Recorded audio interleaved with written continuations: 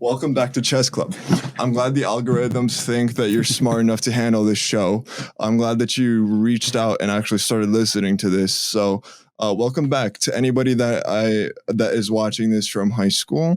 I apologize for who I was. I'm not the same person anymore. I'm a lot smarter than I came off in high school. To anybody new that doesn't know me in real life, I also apologize because I'm going to be a lot smarter in the future than anything I'm about to say. Shit, my bad. As a quick side note, this is all satire. Thanks. Let me tell you, I have something to say about algorithms, but that's for another time. This time, we're going to be talking about the Great Reset. The Great Reset, the same one that we have mentioned earlier by Justin Trudeau, the Great Reset that all the global elites are agreeing on, the Great Reset that's going to put you and I under the thumb of the digital dollar. We also started a game of chess, but technical difficulties, aka kids, interrupted that. So this is the positions, but we were talking about this individual, Klaus Schwab, which is a Soros type of individual. And this Nazi wrote this book that put the Great Reset into words in relationship with COVID-19, the pandemic. And when you say Nazi, it's not like the left says Donald Trump is a Nazi. Like, no, I mean like a genuine Nazi who eat the poor kind of Nazi. Yeah. So not anti-Jew, just anti-you. Yeah. So do you want to get into the economic side of the Great Reset first?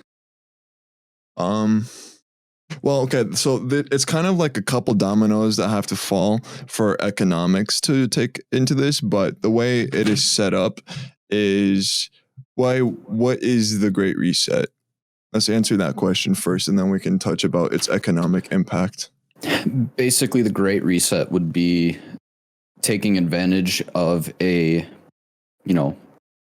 world changing situation, i.e., pandemic, quote unquote, or, something of that nature, something worldwide affecting, and then using that to take down our current systems that we live by. So, taking down stuff like, I don't know, what would be some of the things that would take down, like capitalism, being able to own business. Property, being able to own property, own cars. Yeah.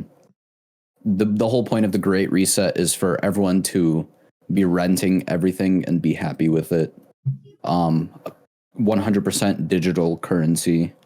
So no paper cash, which means that the numbers are easily, screwed around with, and you can artificially cause inflation or deflation, stuff like that, Yeah, you can be, okay, so let's say I'm a nefarious power.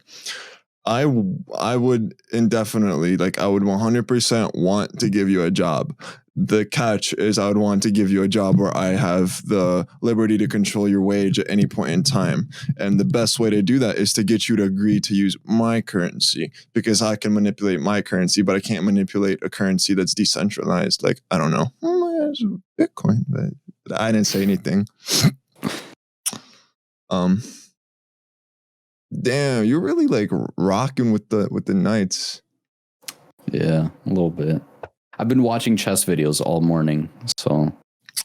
But if you go to thegreatreset.com, you can actually read all the propaganda that these Nazis want to push to you, and you have to look at this with a critical lens. The first quote that stood out to me is, "People don't want to go back to normal." That's already Orwellian to me.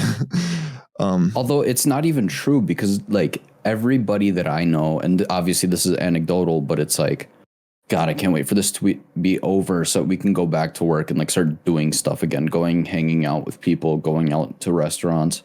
Nobody wants this to be the norm, other than, climate change, fanatics, Mm-hmm. So, I mean, that's what I'm seeing. It's, they say nobody wants it to go back to normal, but I think everybody wants it to go back to normal. Yeah, I'm pretty sure we all want to just get back to being able to do literally anything with our free time.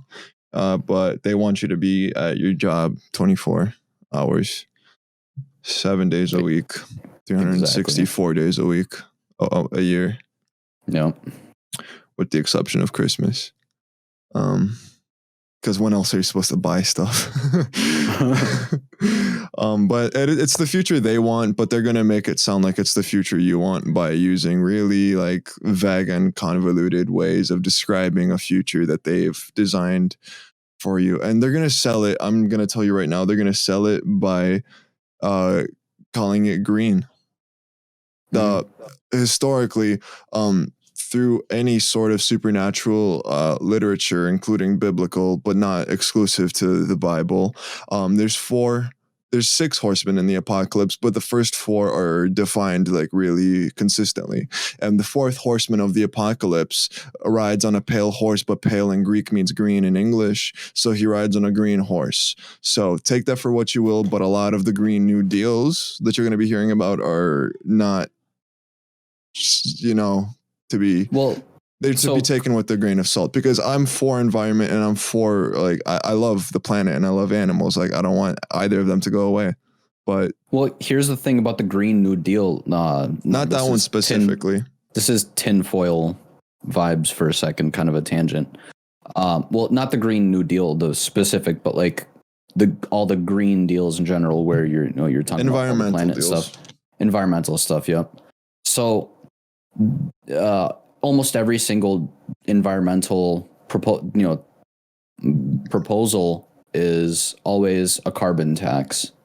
So everything that exists is made of carbon, including you. Dude.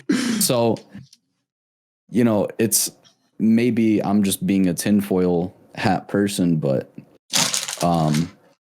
essentially what they want to do is tax you for being alive. Yeah. They want to make a new normal. They want to normalize whatever they have brewing. Oh. They want to. Well played.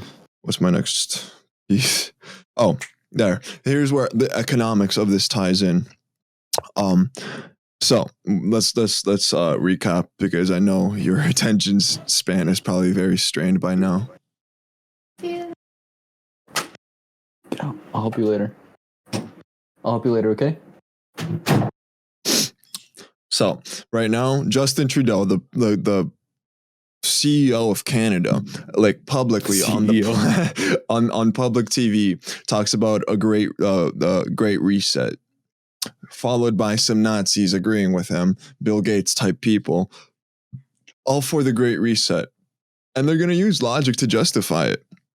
But the logic is going to manipulate you, because you're not a logical person. You're an emotional person.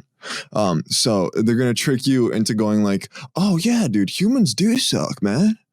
And that's literally how it is. But the way they're going to do it is through the technology.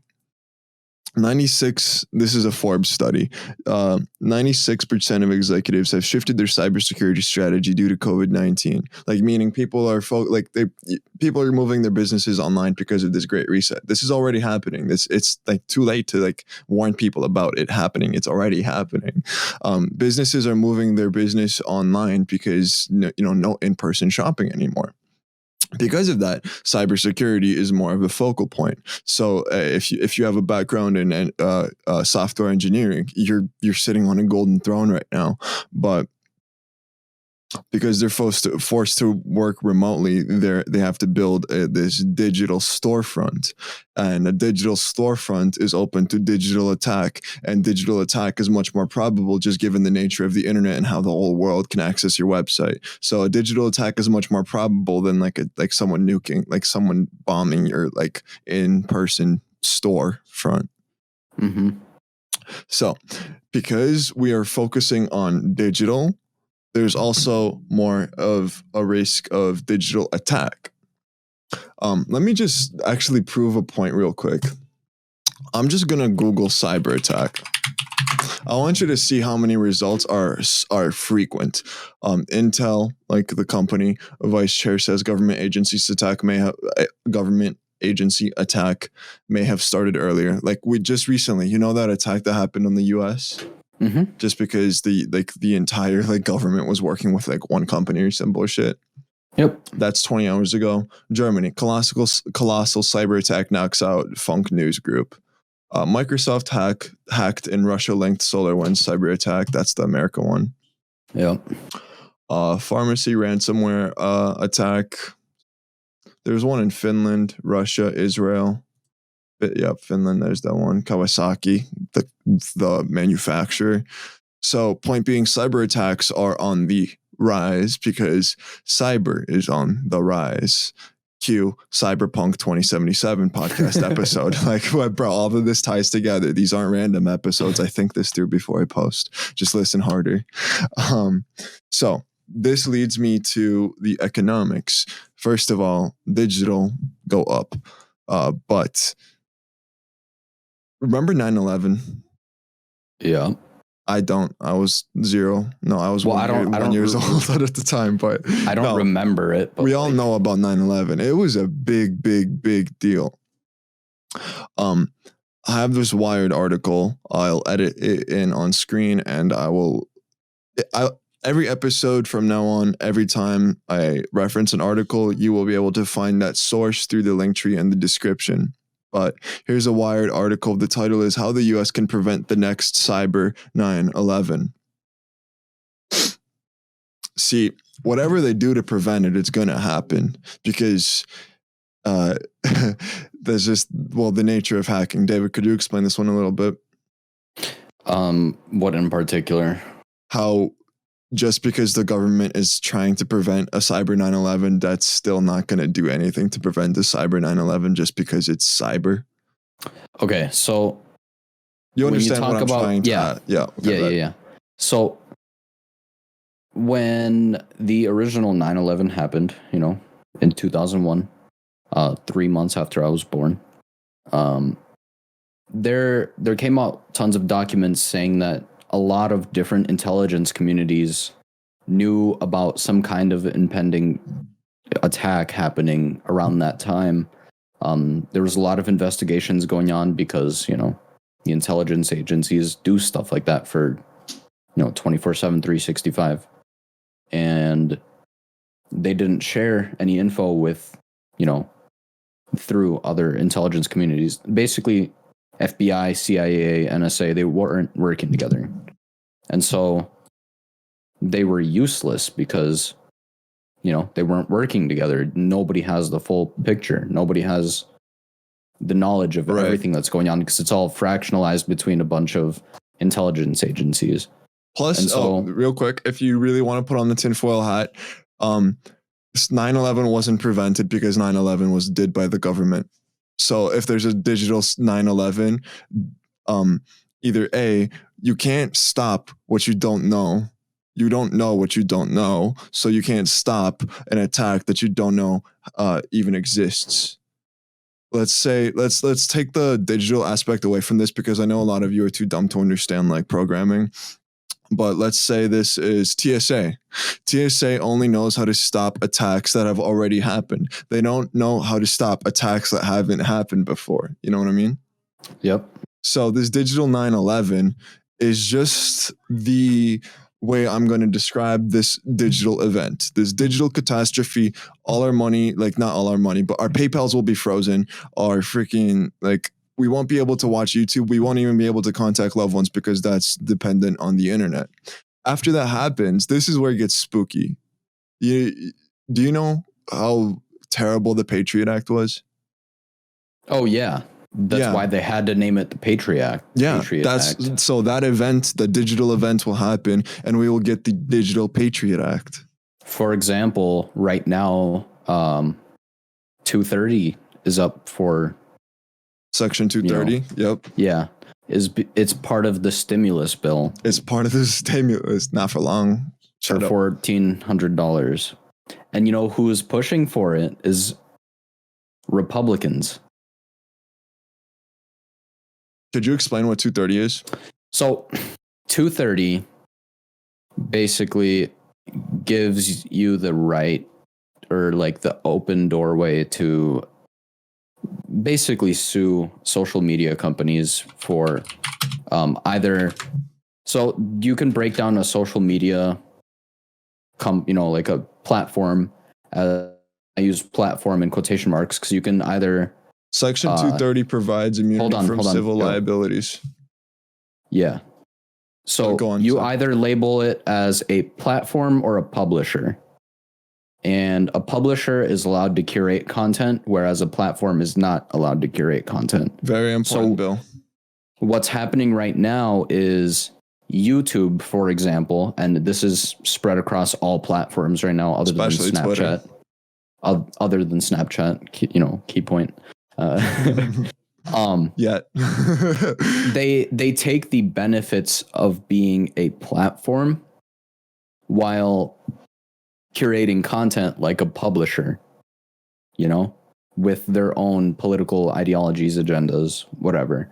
So they're banning, so YouTube is banning a lot of right-leaning political videos while not banning left-leaning, I'm talking about extremes. Yeah. So right now, you're able to bring forward a lawsuit and say, hey, this is unjust. And if 230 is repealed, that's not a possibility anymore. They have the protections. Yeah, it's literally like it's Section 230 is what dictates whether or not big tech is in bed with the gov.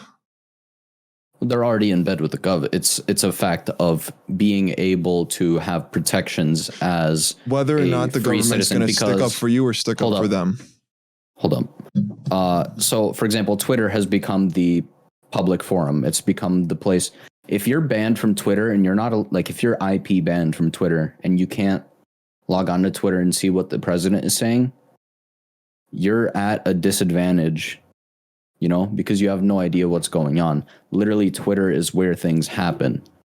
So when right-leaning people are being banned from Twitter, they're able to sue and, hopefully get back onto the platform. In some instances, they're not allowed to because of, breaking laws and stuff like that. So yeah, you remove that and you remove somebody's First Amendment right, essentially, because they're not able to speak in the public square. Because like it or not, that's what Twitter has become. So Section 230 is extremely important. And when you throw that into something like the stimulus bill that people genuinely need right now, people need that $1,400. Because guess what? $600. People need the economy to open.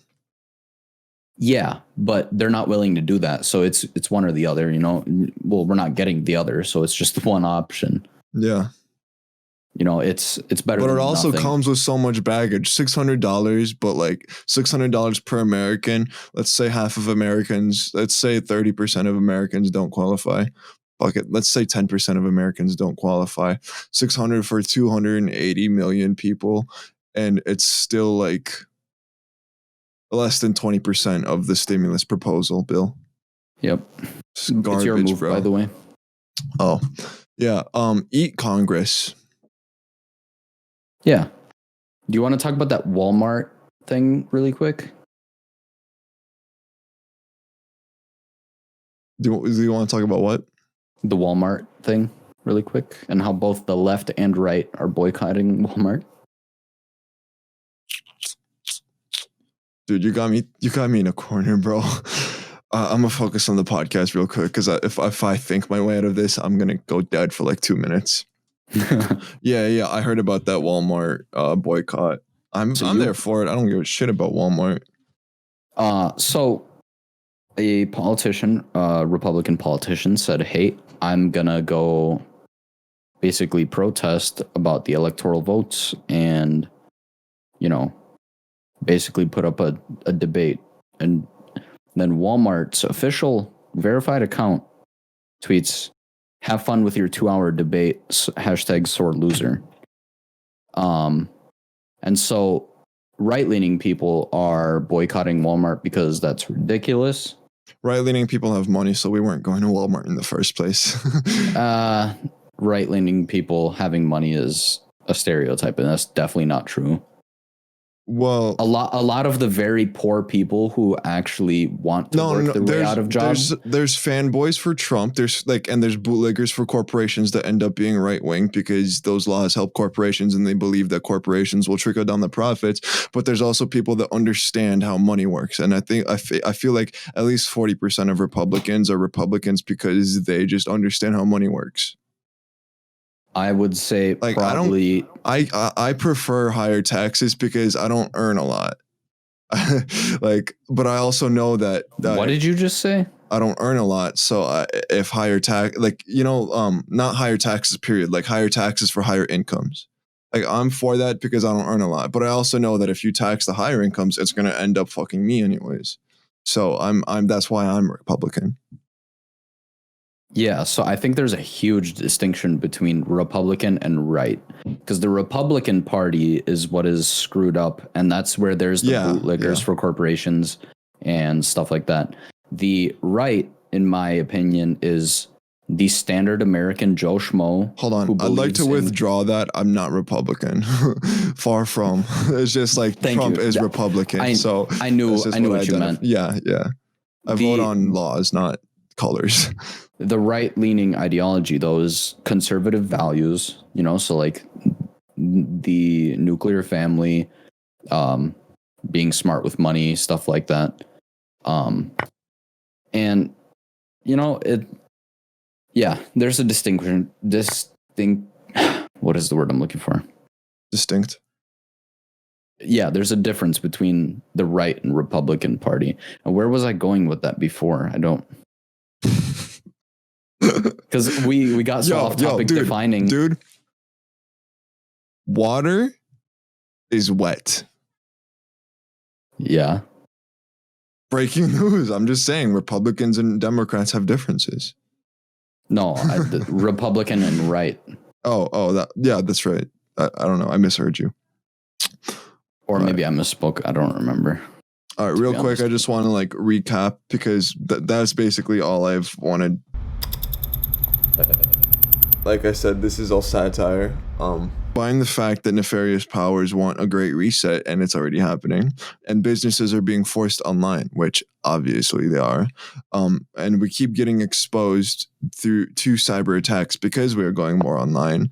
If and when big tech giants like the FANG, like Facebook, Amazon, Apple, Netflix, Google, when those types of companies and internet service providers, more accurately, which would be Xfinity if this happens in the next couple of years, or Starlink if it happens in the next decade or two.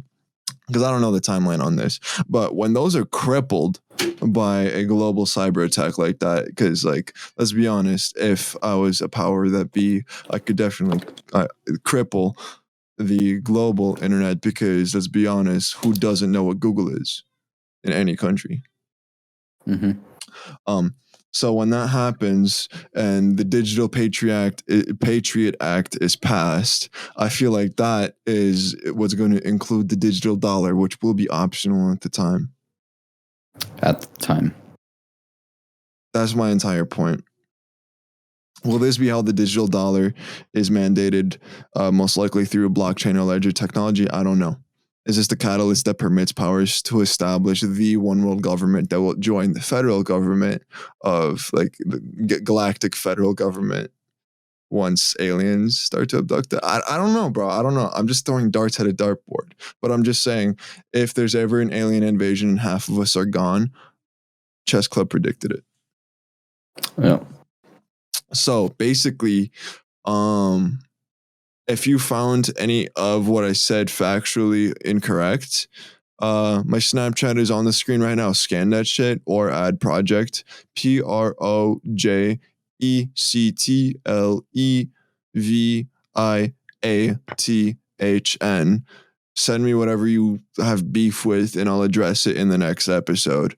Also doing a Q&A sometime soon on Snapchat. Literally, I hate Instagram, I hate Facebook, and YouTube algorithm doesn't treat me well. So if you want to be my friend, Snapchat's the way. I've been plugging Snapchat the stock because I believe in Snapchat the company. I believe in Snapchat the company because I'm a Zoomer.